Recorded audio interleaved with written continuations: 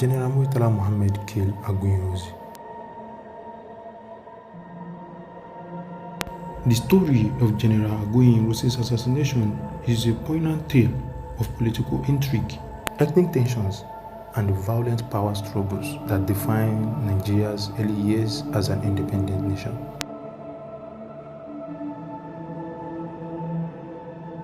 To truly understand this pivotal event, we must delve into the context, key events, and aftermath, painting a vivid picture of those chaotic days in July 1966.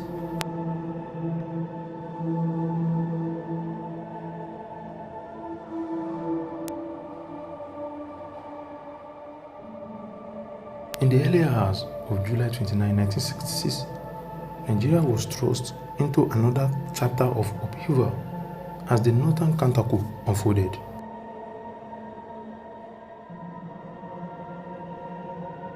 This coup was not an isolated event, it was a response to the January 15, 1966 coup, which had dismantled the democratic government and left a trail of bloodshed, particularly among northern political leaders.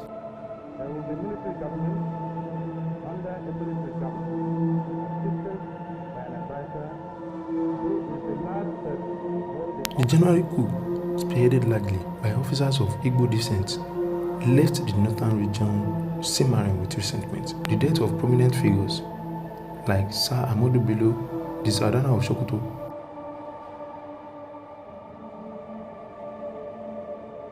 and Sir Abubakar Tafawa Balewa, the Prime Minister, were perceived as targeted attacks, deepening ethnic suspicions and divisions. Amidst this tension, General Aguiyi Ironsi, the first military head of state, sought to unify the nation through his centralizing policies.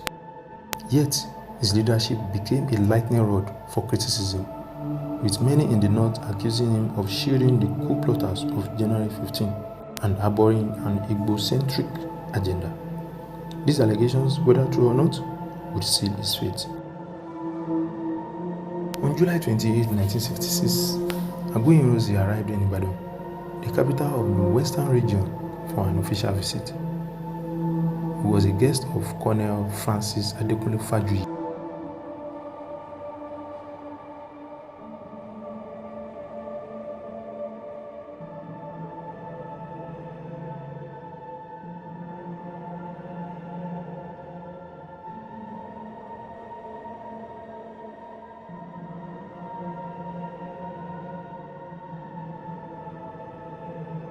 The Western region's military governor, a man renowned for his loyalty and courage. The two men spent the evening at the government's house, likely unaware of the storm brewing around them. In the early hours of the next day, the tranquility of the night was shattered.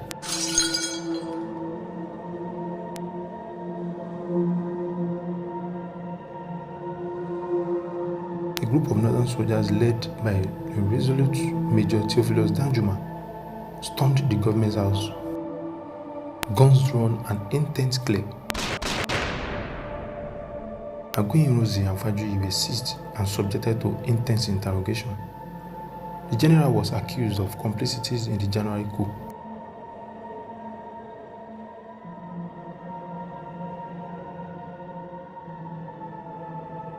An accusation he vehemently denied. But the mutineers had already passed judgment, stripped of their military ranks and dignity. Both men endured severe beatings, their loyalty to the nations overshadowed by ethnic mistrust. Finally, in a desolate area near Lalupon, the late General Aguiyi Ironsi and the steadfast Fajuyi host were dumped into a shallow pit, martyrs to a nation tearing itself apart.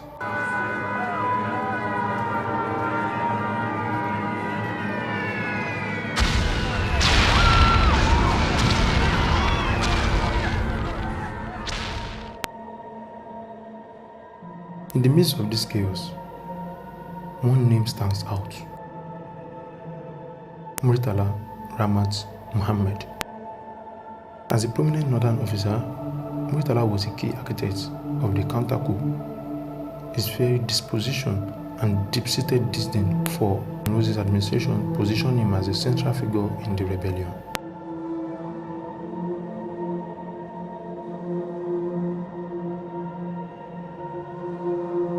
Yet, despite his influence, there remains no conclusive evidence that Murtala personally executed Aguiyi Ironsi.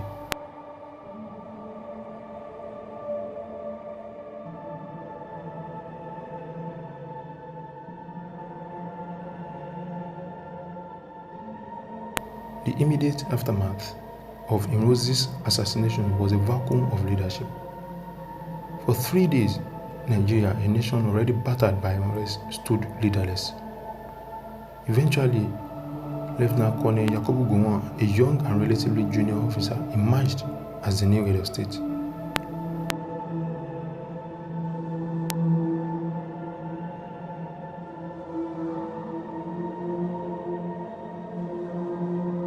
Gowon's ascension was itself a testament to the fractious state of the military, chosen as a unifying figure to prevent further disintegration.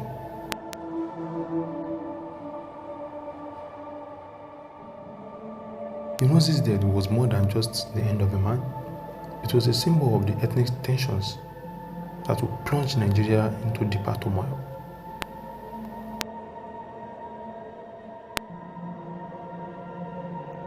The northern countercoup marked the start of a cycle of distrust and retaliation.